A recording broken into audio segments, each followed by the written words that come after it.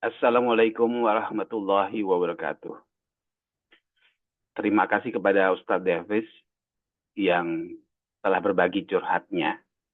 Betapa sulitnya untuk menyisihkan waktu dalam penerapan dan refleksi Seven Habit bersaing dengan amanah-amanah lainnya.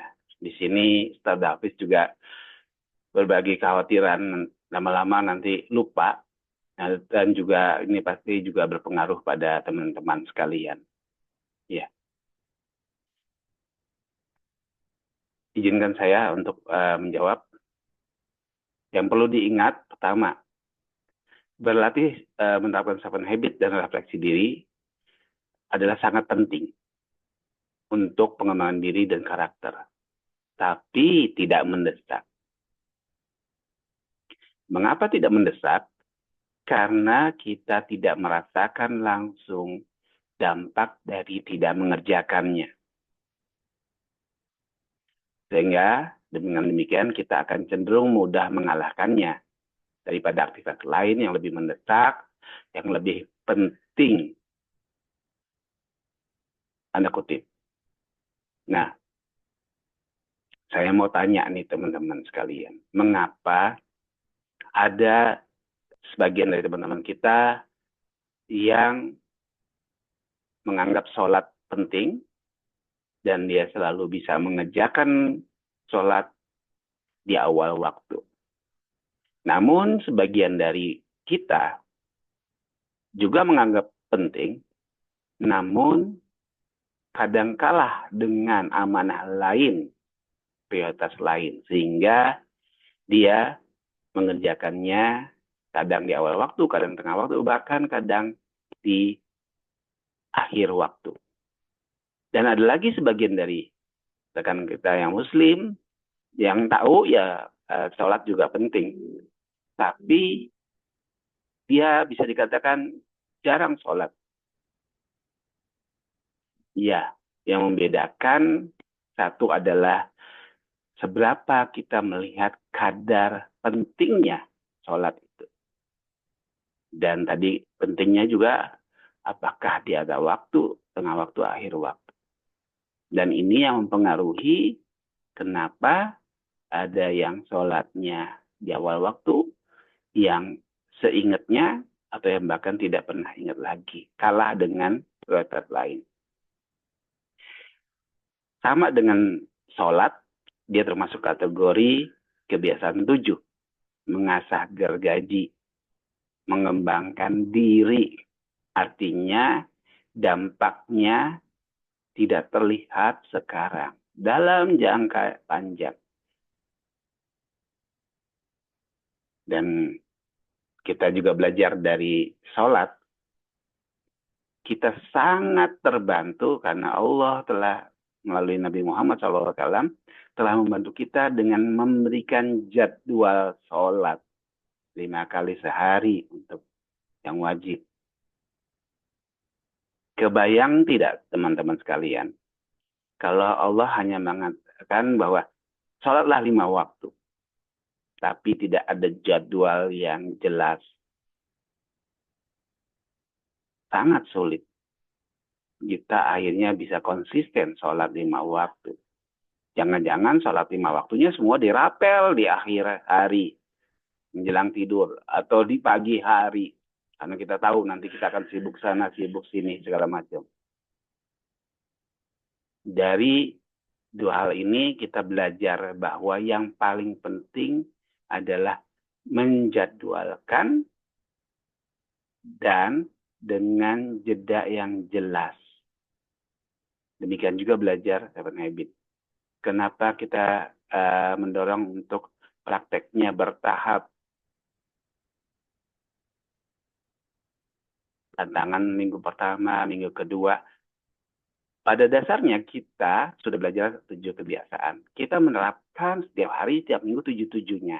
Namun, dalam setiap minggu kita coba fokuskan diri dengan jadwal waktu tertentu untuk habit tertentu.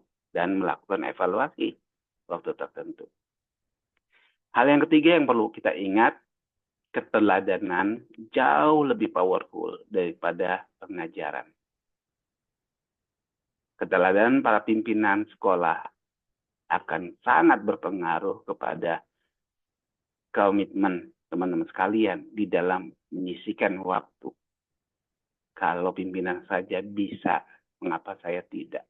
Nanti juga waktu kita mulai ke siswa kita, kalau kita berhasil mempengaruhi rekan-rekan kita untuk menyisihkan waktu untuk selalu mengasah gergaji, mengembangkan diri, termasuk dalam penerapan sound habit.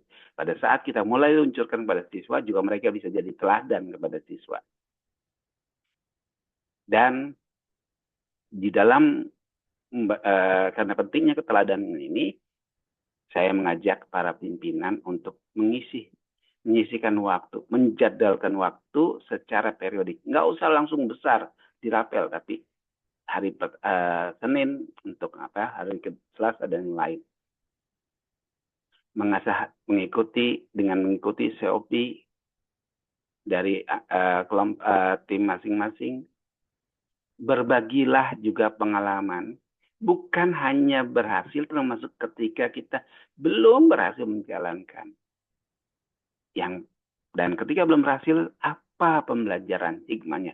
Oke, minggu ini saya tidak berhasil menjadwalkan waktu Big Rocks dan weekly planning. Saya kalah karena tidak menyisihkan waktu. Oleh itu saya akan komit untuk minggu depan menjadwalkan waktu dan weekly planning. Berbagi tentang keberhasilan dan juga pengalaman ketika belum berhasil, namun dengan komitmen untuk menjadi lebih baik, itu penting. Sehingga mereka juga sadar bahwa iya, memang dalam proses menjalankan ini tidak selalu lancar. Yang penting tetap menjaga api dan komitmen.